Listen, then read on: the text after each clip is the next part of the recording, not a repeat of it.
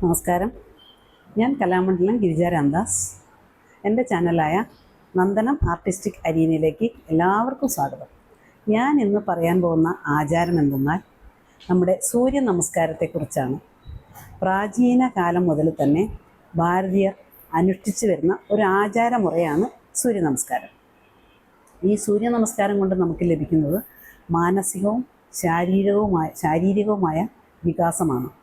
പാശ്ചാത്യ രാജ്യങ്ങളിൽ പോലും ഇപ്പോൾ സൂര്യ നമസ്കാരം അനുഷ്ഠിച്ചു വരുന്നു എന്നാണ് പറയുന്നത്. അതായത് ഇപ്പോൾ മിക്ക സ്കൂളുകളിലും ജിംനാസ്റ്റിക് ഡ്രിൽ എന്നൊരു പേരിൽ സൂര്യ നമസ്കാരം പോലുള്ള വ്യായാമ മുറകൾ പരിശീലിച്ചു വരുന്നു എന്നാണ് പറയപ്പെടുന്നത്.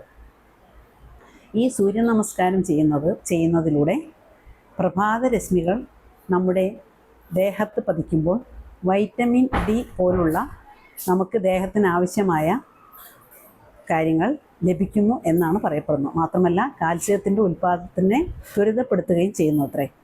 ഈ സൂര്യ നമസ്കാരം ചെയ്യുന്നത് വളരെ വൃത്തിയുള്ളതും കാറ്റ് ലഭിക്കുന്നതും പ്രശാന്ത സുന്ദരമായ സ്ഥലത്തും ചെയ്യണം എന്നുകൂടി എല്ലാവരും ശ്രദ്ധിക്കേണ്ട കാര്യമാണ്.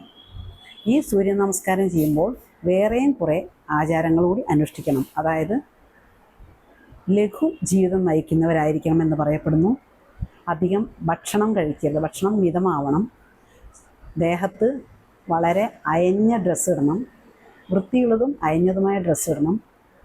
കാപ്പി, ചായ, കൊക്കക്കോല, പുകയില തുടങ്ങിയവയൊക്കെ വർജിക്കണം. മാത്രമല്ല നമ്മൾ ചെയ്യുന്ന പ്രവൃത്തിയിൽ മുഴുകിയിരുന്ന് വേണം ഇത് ചെയ്യാൻ. അതിൻ്റെ ബലം കിട്ടണമെന്നുണ്ടെങ്കിൽ അതിൽ നല്ലപോലെ മുഴുകിയിരുന്ന് ചെയ്യാം. നമ്മൾ 100 കാര്യങ്ങൾ ചിന്തിച്ചിട്ട് സൂര്യ നമസ്കാരം ചെയ്യാൻ പാടില്ല.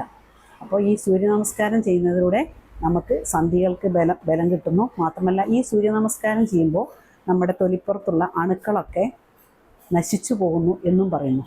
പ്രഭാതരശ്മികൾ കൊള്ളുന്നത് വളരെ നല്ലതാണെന്ന് നമ്മുടെ ഇപ്പോഴുള്ള ശാസ്ത്രജ്ഞരും പറയുന്നൊരു കാര്യമാണ്. അതുകൊണ്ട് എല്ലാവരും കഴിയുന്നതും സൂര്യ നമസ്കാരം ചെയ്ത് ദിവസം ആരംഭിക്കാൻ ഞാൻ എല്ലാവരെയും ഓർമ്മിപ്പിക്കുകയാണ്.